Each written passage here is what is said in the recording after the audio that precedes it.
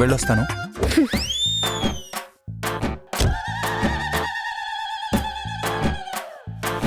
ఆఫీస్కి వెళ్ళొస్తానని చెప్పడానికి నీ మొహం చూస్తుంటేనే భయమేస్తుందేంటి? ఎందుకలా మిడిగుడ్లేసుకుని చూస్తున్నావు? ఏంటి మిడిగుడ్లేసుకొని చూస్తున్నానా? అవును మరి. కావాలంటే మొబైల్ మిర్రర్లో చూపిస్తాను చూడు.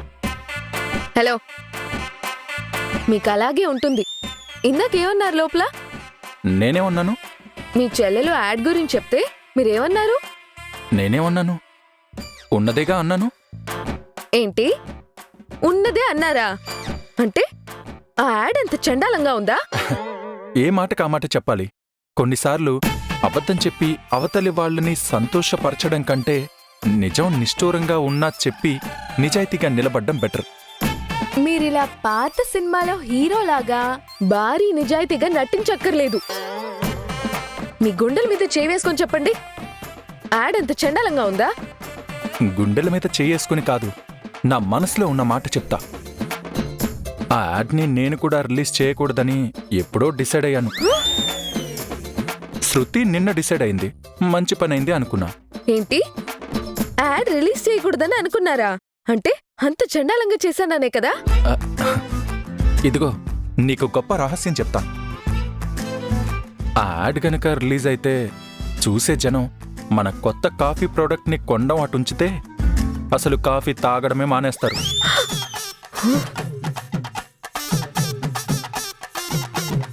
ఇదిగో నిజం చెప్తే నువ్విలా కోపంగా చూడకూడదు. నిజం చెప్పినందుకు అప్రిషియేట్ చేయాలి. అవును, మీరు నా యాడ్ని తక్కువ చేసి మాట్లాడతారు. నేనేమో చెప్పట్లు కొట్టి అప్రిషియేట్ చేయాలి. మీరు మీ చెల్లెల్ని సంతోషం పెట్టడం కోసం నిజాయితీగా చేసిన యాడ్ని కూడా తక్కువ చేస్తారా? నన్ను పనిలో ఉంచి పక్కన పెట్టేశారు. ఇప్పుడు నా యాడ్ని కూడా పక్కన పెట్టేస్తారనుకోలేదు.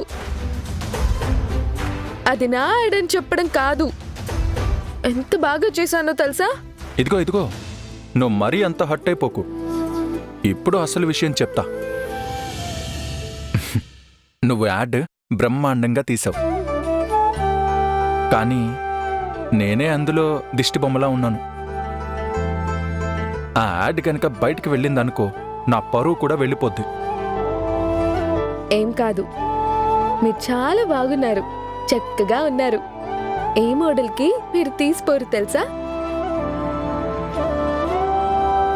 Thank you. మరి ఆ యాడ్ని ఎందుకు టెలికాస్ట్ చేయకూడదు?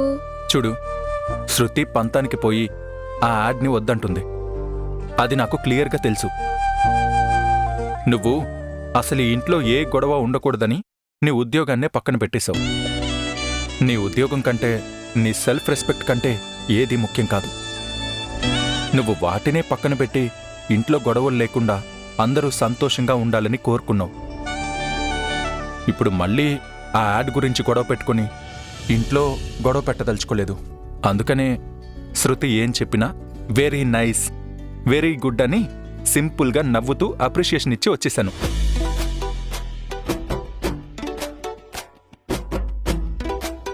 ఏంటి అలా చూస్తున్నావు? ఏం లేదు. మరి ఆఫీస్కి వెళ్ళరానా? మరి యాడ్ని టెలికాస్ట్ చేయొద్దా? వద్దు, ఆ యాడ్ని మన దగ్గరే జాగ్రత్తగా ఉండని. మనమే అప్పుడప్పుడు చూసుకుంటూ ఉండొచ్చు. సరే వెళ్ళనా? అలాగే, జాగ్రత్త.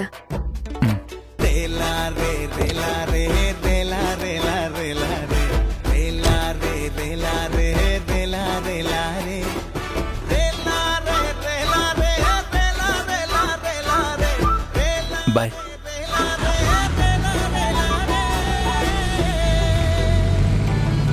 ముందు చూడండి.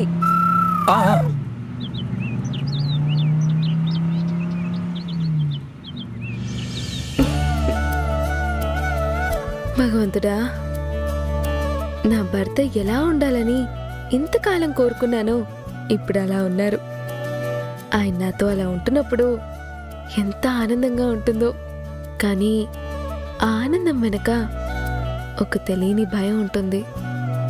ఆయన ఎప్పుడూ ఇలాగే ఉంచు స్వామి.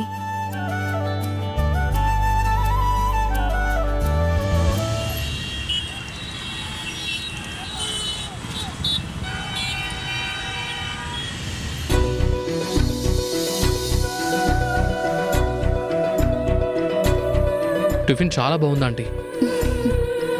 మీరిద్దరూ మాతో కలిసి కూర్చొని టిఫిన్ చేస్తూ ఉంటే మా కడుపు సంగతి అటుంచితే మనసు అయితే ఆనందంతో నిండిపోయింది అల్లుడు గారు.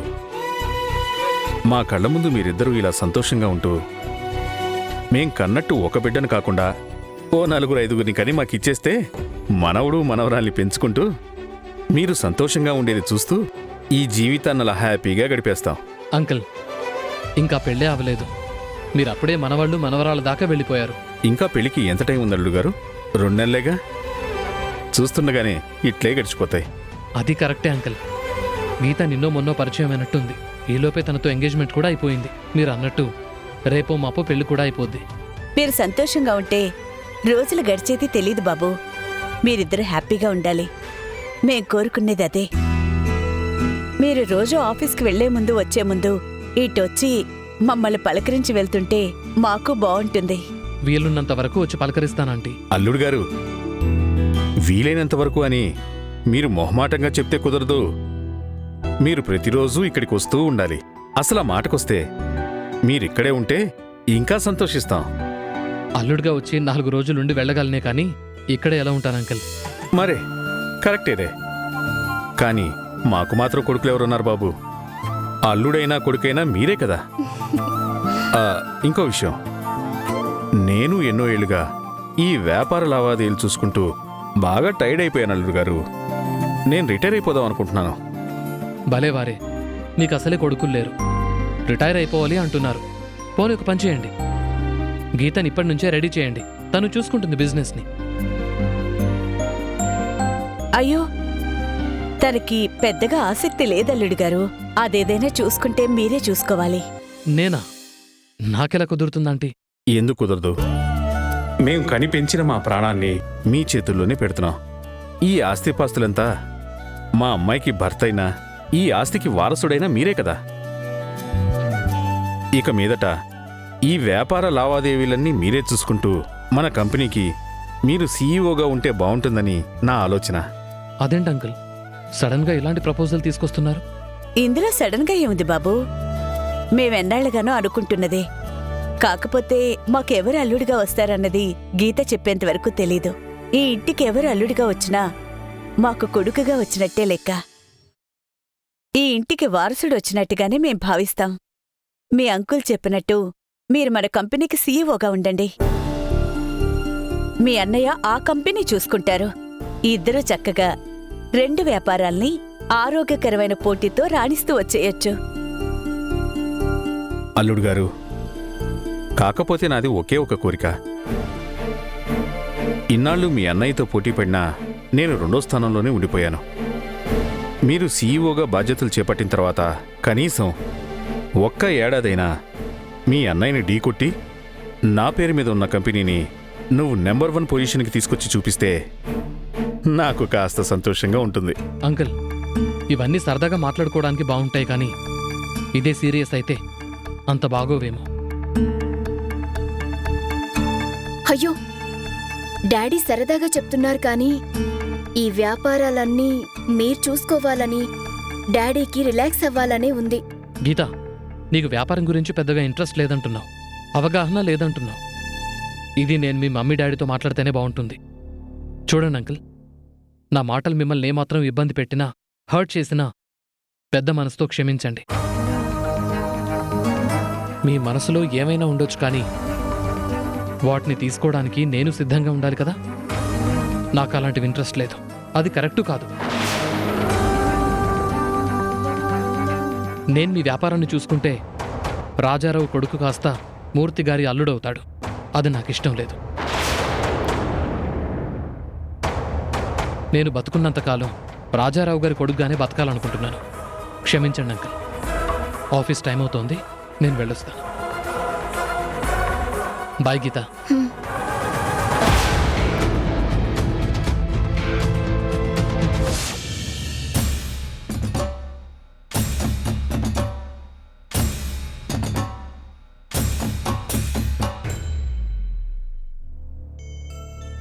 అత్తయ్య,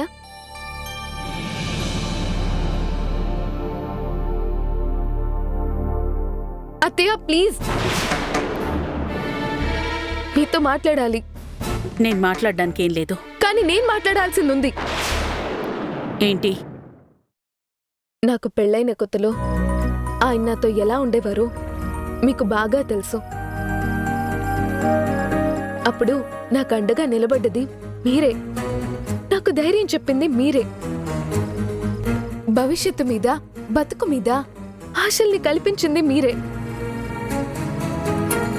మేమిద్దరం ఎలా ఉండాలని కోరుకున్నామో అలాగే ఉన్నాం. ఆయన ఇన్నాళ్ళు నన్ను అపార్థం చేసుకున్నా, గొడవలు పడ్డా అవన్నీ ఇప్పుడు మర్చిపోయి నాతో బాగుంటున్నారు. ఆయనలో చాలా మార్పు వచ్చింది. ఆయన్ని చూస్తుంటే చాలా సంతోషంగా ఉంది. కానీ మీరు ముందులా లేరు. నన్ను శత్రువులా చూస్తున్నారు. నన్ను క్షమించరా అత్తయ్య? నన్ను అర్థం చేసుకోరా? మీకంతా కానిదాన్నైపోయానా? నాకు శత్రువులెవరూ లేరు. నేనెవరిని శత్రువుగా చూడ్డం లేదు.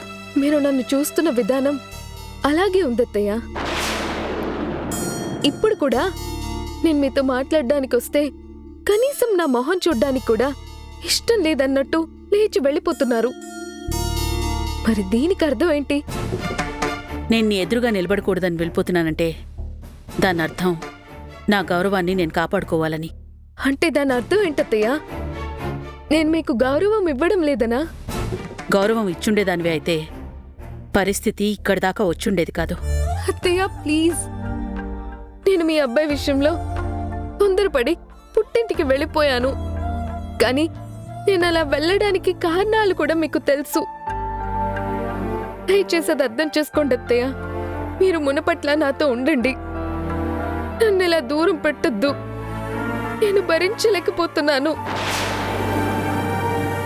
నా మీద నాకే కోపం వస్తుంది.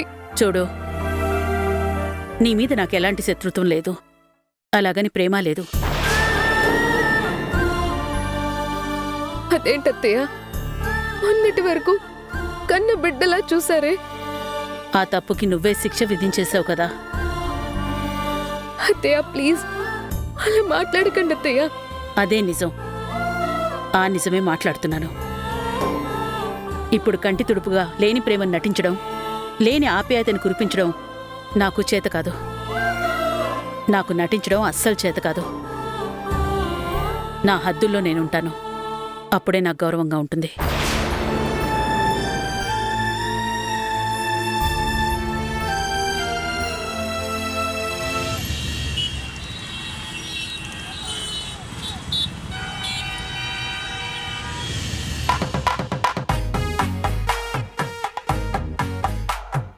Good morning boss. Good morning రూతర్. ఏంట్రా, పెళ్లి దగ్గర పడే కొద్దీ కళ్ళ ఉట్టి పడుతుంది? Thank you boss. అవును, నిన్నటికి ఈ రోజుకి మీలో చాలా మార్పు వచ్చింది. చాలా హుషారుగా ఉన్నారు. మరి ఉండాలి కదరా. ఉండాలి ఉండాలి. సాధారణంగా అయితే అలాగే ఉండాలి సార్. కానీ మీరు డిఫరెంట్ కదా. సరదాగా సంతోషంగా ఇక్కడ ఉంటారు, ప్రతిదానికి సీరియస్గా ఉంటారు. రే, ఎప్పుడు ఒకేలాగా ఉంటారా ఏంటి? మారతారు. అమ్మా, ఈ డైలాగ్ కూడా చాలా కొత్తగా ఉంది. ఏంటి మారుతారు అనేది కొత్తగా ఉందా? బస్సు, మారుతారు అనేది పాత మాటే. మీరు పలుకుతుంటే చాలా కొత్తగా ఉంది. పాట వినబడుతున్నట్టుంది. రే చాలేరా, నువ్వు నీ ఓవర్ యాక్షన్. అది సరే గాని ముందు ఒకసారి ఇందుని పిలు. Okay boss.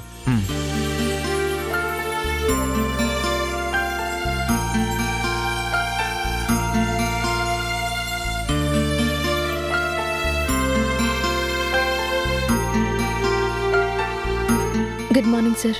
Very good morning.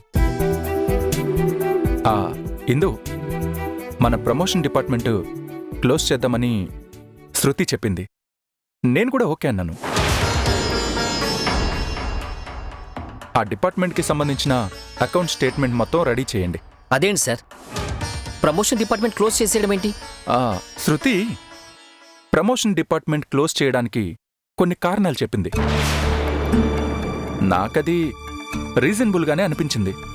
అందుకే క్లోజ్ చేద్దాం అనుకుంటున్నాను. సార్ మీరేదైనా చెప్పాలనుకుంటే మొహమాటం లేకుండా చెప్పేయండి. No hesitation. ఏం లేదు సార్, ఇప్పుడు సడన్గా ప్రమోషన్ డిపార్ట్మెంట్ని క్లోజ్ చేసేస్తే ఆ డిపార్ట్మెంట్లో ఉన్న ఎంప్లాయీస్ వాళ్ళ ఉద్యోగాలు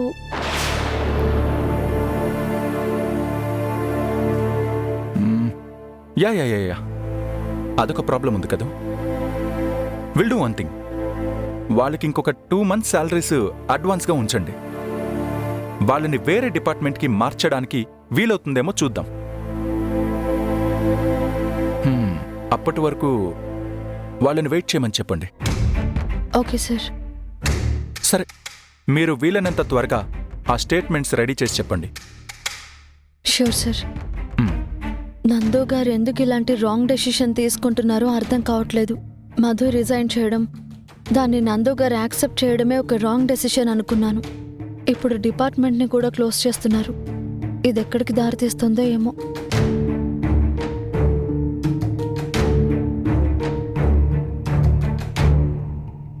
సార్, ఏంటి సార్ ఇది? మీరు చాలా రాంగ్ డెసిషన్ తీసుకుంటున్నారేమో అని నా ఒపీనియన్. నథింగ్ రాంగ్ రా. Everything will be all right. You don't worry. లేదు సార్, మిమ్మల్ని చూస్తుంటేనే ఆశ్చర్యంగా ఉంది. బిజినెస్ విషయాల్లో ఎవరు తలదూర్చినా, ఎవరు సలహాలు ఇచ్చినా మీరు ఆచితూచి అడుగు వేస్తారు. పనికిరాని సలహాలు ఇస్తే కోపడతారు. అలాంటిది శృతి గారు చెప్పారని బ్లైండ్గా ఇలాంటి ఒక డెసిషన్ తీసుకుంటున్నారు. రుతర్, నాకు ఈ బిజినెస్ ఎంత ఇంపార్టెంటో, at the same time Madhu హ్యాపీగా ఉండడం అంతకంటే ఇంపార్టెంట్. మధుతో పాటు నా ఫ్యామిలీ ఇంపార్టెంట్. అందరూ హ్యాపీగా ఉండడం ఇంపార్టెంట్. ఇప్పుడు ఈ బిజినెస్ వ్యవహారాల వల్ల, ఈగోల వల్ల ఇంట్లో శృతికి మధుకి క్లాషెస్ రావడం నాకు ఇష్టం లేదు. అందుకే ఈ డెసిషన్ తీసుకున్నాను. నేనిదేదో ఆవేశంతోనో శృతి మీద కోపంతోనో చేయడం లేదు, ఆలోచించే చేస్తున్నాను. దీనివల్ల ప్రాబ్లం లేకుండా మధు, ఇంట్లో వాతావరణం అన్నీ బావుంటాయనే నమ్మకంతో చేస్తున్నాను. మధుని ఎవరూ ఏ రకంగా బ్లేమ్ చేయకూడదనే ఉద్దేశంతోనే చేస్తున్నాను. తన గురించి ఎవరూ చెడుగా అనుకోకూడదు, చెడుగా మాట్లాడకూడదు. అదొక్కటే నాకు ఇంపార్టెంట్. సార్, ఈ డిపార్ట్మెంట్ తీసే విషయం పక్కన పెడితే మీరు మధు గారి విషయంలో ఆలోచిస్తారు చూడండి, అది నాకు చాలా ఆనందంగా ఉంది. అందుకంటే ఆశ్చర్యంగానూ ఉంది. మీరు ఎప్పుడు ఇలాగే ఉంటే బాగుంటుంది సార్. ట్రై చేద్దాంరా. నేను ఇప్పుడిప్పుడే ట్రై చేస్తున్నాను. మీలో సడన్గా ఈ మార్పేంటి సార్? చెప్పాను కదరా, మనుషులన్నాక మారకుండా ఉంటారా ఏంటి? కానీ ఈ ప్రేమ అనే ఫీలింగ్ ఉంది చూసావు, అదేదో చాలా గమ్మత్తుగా సంతోషంగా ఉందిరా. బాగుంది. మధుతో ఇప్పుడు మాట్లాడుతూ ఉంటే చాలా చాలా బాగుంటుంది. తనతో ఎప్పుడు హ్యాపీగా ఉండాలనిపిస్తుంది. సార్, ఇప్పుడు నాకు మీరు తెగ ముద్దొచ్చేస్తున్నారు. అసలు నాకు ఎంత ఆనందం వేస్తుందో తెలుసా? ఈ ఆనందంలో లటుకొని మిమ్మల్ని ముద్దు పెట్టుకోవాలనిపిస్తుంది.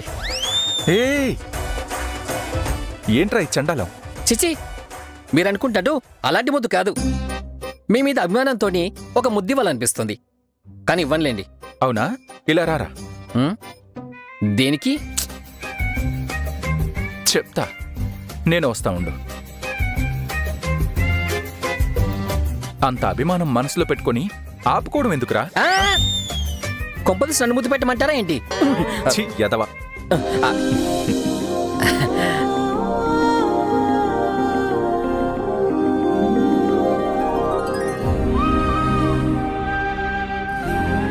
Thank you sir. మిమ్మల్ని మొన్నటి వరకు బాస్గాను ఆప్తుడిగాను ఫీల్ అయ్యేవాని. ఇప్పుడు మీరు నన్ను ఒక స్నేహితుడిగాను, కుటుంబ సభ్యుడిగాను ఫీల్ అయ్యేలా చేస్తున్నారు. లైఫ్ లాంగ్ ఈ రిలేషన్షిప్ని నేను కాపాడుకుంటాను సార్. మీరు మధు గారి విషయంలో దయచేసి ఎప్పుడు ఇలాగే ఉండండి. ఇదొక్కటి ఉంటే చాలు తనకి. మధు గారు ఎప్పుడు సంతోషంగానే ఉంటారు.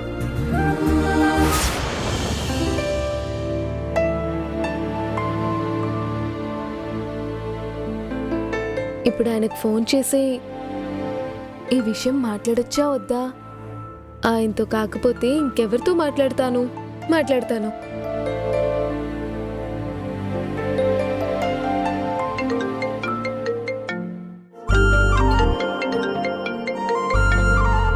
ఏంటి సడన్ గా మొహమల్లా చంద్రబింబంలా వెలిగిపోతుంది?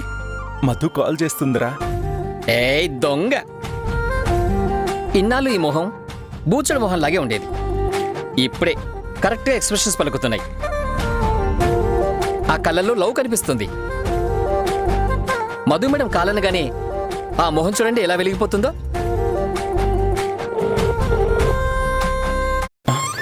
రే, కట్ చేసిందిరా. మరి ఫోన్ చేయగానే వెంటనే తీయాలి. గంటసేపు లైన్లో పెడతారా? మధు కాలింగ్ అనే నెంబర్ చూసుకుంటూ.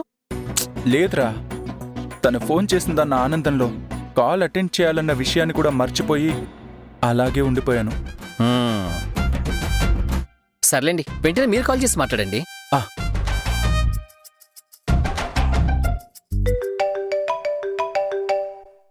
నాన్నకి ఒక కొత్త స్కూటర్ కొనిద్దామని నేను అనుకుంటున్నాను. కార్ కొందాం. కారా? నేను కొనిస్తాను. మా నాన్నగారి కోసం కార్ కొనడానికి వెళ్తున్నాను. ఏంటి, మీ నాన్నకి కారు కొనడానికి వెళుతున్నావా? అవును. ఆడుకోవడానికి బొమ్మ కారైనా కొనిచ్చాడో లేదో మీ నాన్న. కారు కొనడానికి నీకన్ని డబ్బులు ఎక్కడివి? అత్తారింటి సొమ్ములు మొత్తం పుట్టింటికి వెళ్ళిపోతాయన్నమాట. రే రాజా, ఎలా ఉన్నావురా? నువ్వేంట్రా అదోలా ఉన్నావు?